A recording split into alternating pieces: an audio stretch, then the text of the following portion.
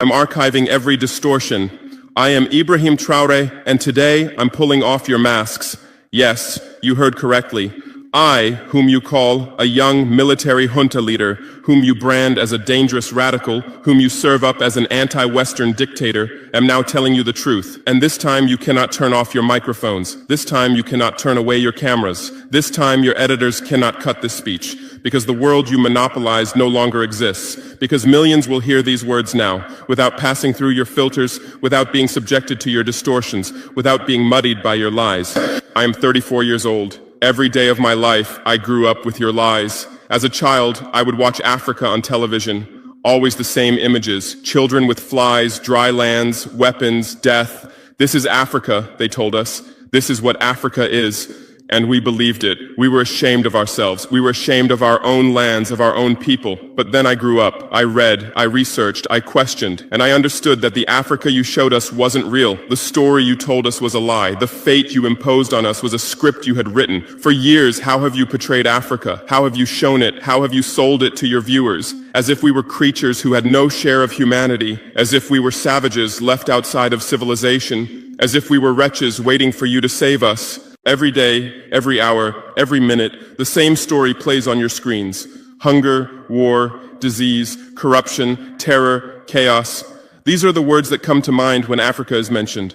In your Africa dictionary, there are no other words. No hope, no success, no development, no resistance, no honor, no pride, no victory. So I ask you, New York Times, Washington Post, Guardian, Le Monde, have you ever made Africa's successes your headlines? How many times have you written about Rwanda's technology miracle? How many times have you shown Ethiopia's reforestation project? How many times have you praised Botswana's democratic success? How many times have you described Kenya's entrepreneurial ecosystem? No, because these don't fit your scenario. Your Africa cannot be successful. It cannot, because then how will you legitimize your exploitation? If it's not in need of help, how will you intervene? If it's not backward, how will you look down on it? Have you ever asked yourselves, has any editor sitting at their desk, any news director in a meeting, any columnist at their keyboard ever thought, why are the people of the world's richest lands poor? Here are the numbers for you, real numbers. Africa owns 70% of the world's cobalt reserves. Your cell phone, your computer, your electric car won't work without cobalt.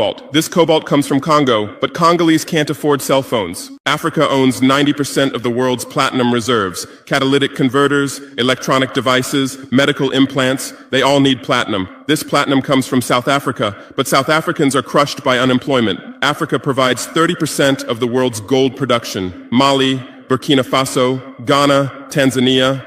Gold flows like rivers from our lands. But our people swim in poverty. Africa supplies 65% of the world's diamond production. Botswana, Angola, Congo, Sierra Leone, billions of dollars worth of diamonds are extracted, but our miners live on $1 a day. Africa owns 35% of the world's uranium reserves. Niger, Namibia, South Africa. Nuclear plants run on our uranium. Paris lights burn with our uranium. But our villages have no electricity. And you still ask, why is Africa poor? No, the right question is, how was Africa kept poor while being so rich? Here's your answer. Colonialism didn't end. It changed shape. You used to come and occupy our lands. Now you come and establish companies. You used to take by force. Now you make agreements. You used to rule with the whip. Now you rule with credit. Let me give you concrete examples. With numbers, names, dates, but you'll never write about these. Glencore, Swiss-based mining giant, extracting cobalt in Congo. 2022 revenue, $256 billion. Tax paid to Congo, $500 million. That's 0.2%. Is this justice? Rio Tinto, British-Australian mining giant, extracting bauxite in Guinea, 20 million tons annually. What's left for Guinea? Environmental pollution and cancer. Total, now Total Energies, French oil giant, extracting oil in Angola, Nigeria, Congo. 2022, profit, $36 billion investment in Africa, dirty pipelines, Anglo-American, founded in South Africa but now in London. Diamonds, platinum, iron, taking everything. What it left in South Africa? 6 million unemployed miners. And these are just the tip of the iceberg. What about the invisible, the secret deals, the offshore accounts, the transfer pricing tricks? Every year, $88 billion in illegal money flows out of Africa. Who writes about this? Every year, $45 billion in aid comes to Africa. Everyone writes about this, but no one says Africa is not the continent receiving aid, it's the continent giving aid. While you zoom your cameras on swollen bellies, there is a huge system working silently in the background. Every day, tons of gold, diamonds, cobalt, uranium, oil leave our land. But how? Here is the system. Step 1, create corruption, bribe our leaders, open offshore accounts, promise them a life of luxury, send their children to your schools. Step 2, make deals, get 50-year, 99-year concessions, ask for tax exemptions, be exempt from environmental rules, ignore labor rights. Step 3, control the infrastructure.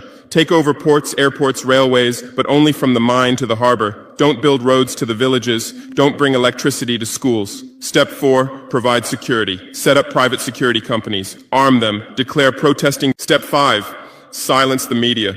Buy local journalists. Suppress opposing voices. Serve internal unrest news to international media. And this is how the system works. It's been working like this for 100 years, and you don't see this system. You don't want to see it, because you're part of this system too. Who are the biggest advertisers of New York Times, CNN, BBC, oil companies, mining companies, arms companies, pharmaceutical cartels, the companies that exploit Africa? You live on their money, you defend their interests, and what I'm about to tell you might cost me my life, but it's no longer time to be silent. France's system in Africa is the CFA franc. 14 African countries still use French colonial currency. 50% of these countries' central bank reserves sit in the French treasury. France applies negative interest to this money, so we pay France to use our own money.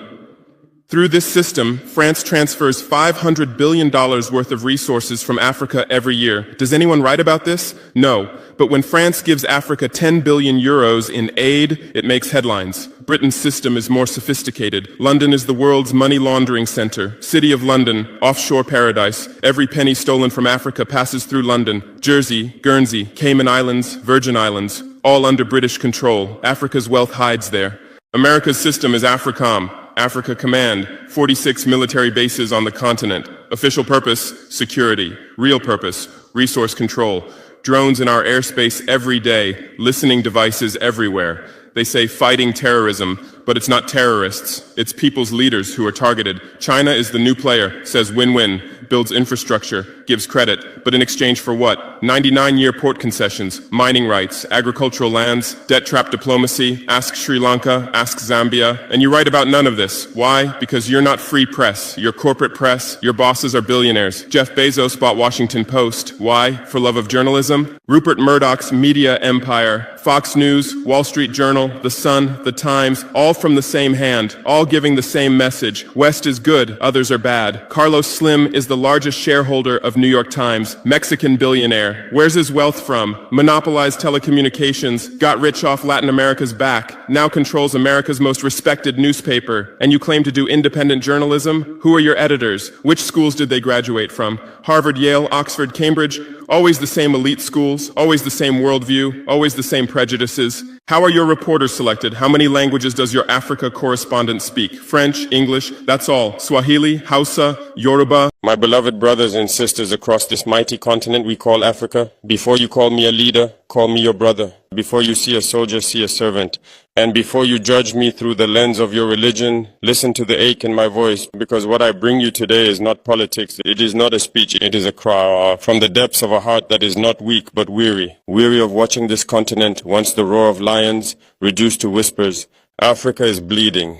Not only from war, but from the silence between neighbors, from the suspicion between tribes, from the cold distance between the faithful, those who call on Jesus and those who call on Allah.